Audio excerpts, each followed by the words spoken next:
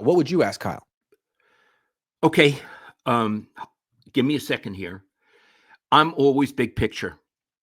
I would come right back at him as we came to Lynch. What is your goal for this season? Considering that you've dropped a lot of players and are not spending as much money, and are you better than you were last season, and why? What is your goal, and are you better? He needs to hear those questions. What do you think? Absolutely. He has to answer those too. Absolutely. Because he might give a more truthful answer than John on that one. But not even if he doesn't give a truthful answer, he needs to hear the questions. He needs to know what's out there in the real world. And if it makes him uncomfortable, that's what a journalist would do in this situation. You don't praise a 6-11 team. You ask hard, necessary, fair questions. Yeah. I mean, you got to ask something about Purdy. Kevin Gwynn suggests simple question: why pay him when you don't have to? About Purdy? Yeah. Well, you have to ask him about. He'll say it's up to John and ownership, but you have to ask him about Purdy. And a way to ask that is, are you absolutely going to extend him, or is it possible? How and why do you do a percentage? What's the percentage of possibility that he may play the next season on his current contract? Is it 50%, 25%? I would ask that. I'd try to pin him down. Because Lynch was the one 2-3 weeks ago who said there's no guarantee that Brock actually gets an extension. So let's hear about that from Kyle. Yeah.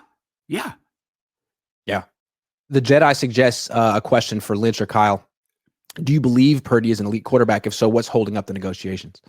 I love it. I love that question. Right.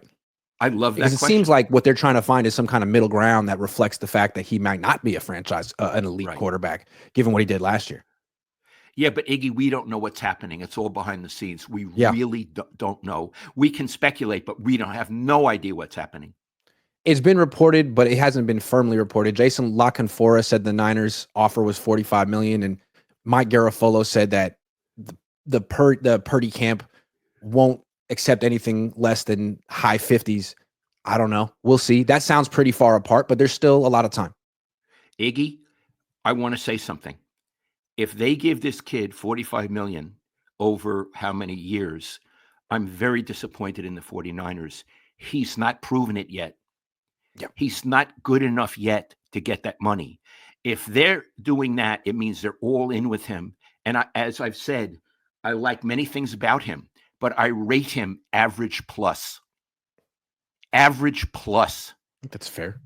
And so to go all in like that without a competition with the new kid, it means to me they're flirting with mediocrity, and they seem unable not to flirt with it. They seem unable to get out of that relationship. And I'm curious to see how Kyle feels about that, because they were in this situation with Jimmy Garoppolo. He was average, maybe average plus at his best, and they paid him too much money, and Kyle Shanahan couldn't stand it. And then he wanted to trade for Trey Lance, who wasn't the right guy, but he wanted to get out of that contract pretty much very quickly after giving it to him. So is he going to feel that way too? Like, is he really excited to give Brock Purdy $45 million a year? Or does part of, I mean, he won't say it, but does part of him kind of wish that he could have a quarterback competition between Brock and Mac Jones and have it freaking even? Well, that's a question, Iggy. Are you going to have an up and up competition in training camp between those two quarterbacks, or is it already ceded to Brock Purdy? Right. What is going to be the dynamic? Do you have a 1 and a 2, or you have a 1 and a 1? And what is your reasoning? Again, it's always what is your reasoning has to be part of the question. Yeah, I mean, he's going to get questions about Mac Jones because we all know he loved him when he came out of college and almost drafted him, but ultimately decided to go with Lance. So how do you feel about him now? He's been in the league 4 years. You got to sign him. You gave him a 2-year deal. Has he improved? Has he gotten worse? I mean, has your opinion of him changed? Are you excited to be able to coach him? Again, Kyle doesn't really fake things well. If he's excited, he'll show it. If he's not, he'll show it. Okay, I have other questions. Sure. When the season starts, do you expect McCaffrey to be McCaffrey? Or what do you expect from him? Will he be 100%? Or is there a lingering doubt that he may be a little hampered, damaged, not ready? Iggy, you got to ask about, this is the most important offensive player on the team, except for the quarterback. You got to ask about him. Right. Because if Kyle's story or answer is, McCaffrey's going to be fine, that feels delusional. How do you know he's going to be fine? Because he's healthy today. He was hurt all of last year. He's going to be 29. There needs to be some type of contingency plan if he goes down, because you didn't have one last year and you went 6-11.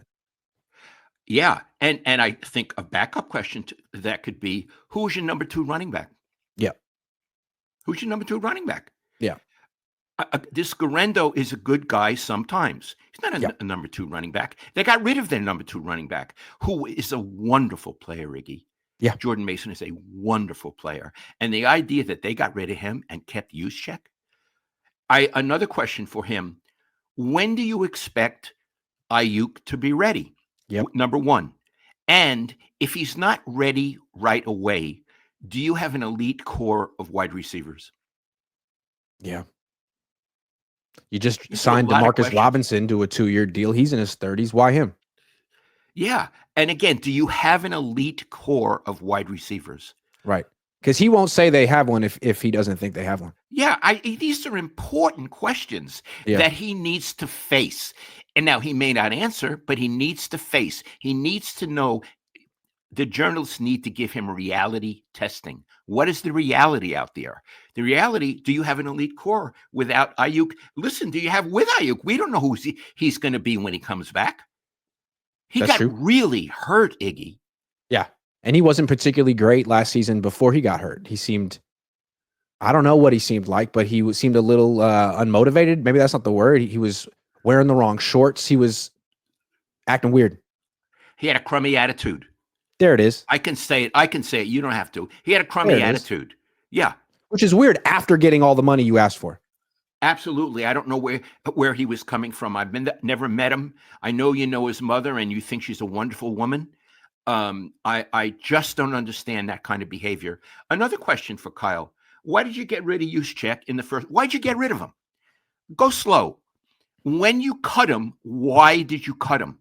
Right. What was your reasoning? 4 days later, you brought him back. Why did you bring him back? What happened in 4 days that a player you felt was expendable was no longer expendable? I want to know. Yeah. He needs to hear it. Yep. Jedi asks for Kyle, have you planned for a quarterback holdout? I love that question. You know, Iggy, if there's a quarterback holdout, I'm running that team. Mac Jones is my number 1. Yeah. He's my number 1. I'm not waiting on you. This is an express train. We're moving. Not only is Mac Jones my number 1, I'm drafting a quarterback too. Yeah. I have options. You want to hold out? Fine. Yeah. We're the 49ers. Question for Jed. Say something. I love Jedi says, question for Jed. Are you happy with the trajectory of this current team, coaches, and roster? I love it. We'll get to Jed in a minute. We're not done with Kyle yet. Iggy, do you have any more questions for Kyle? Jedi has one more. Have you ever thought about a change in scheme on the defensive front? As in, like, why are you so married to the wide 9? I love it. I love it. Yeah. Doesn't it make it hard to, like, find defensive linemen who fit?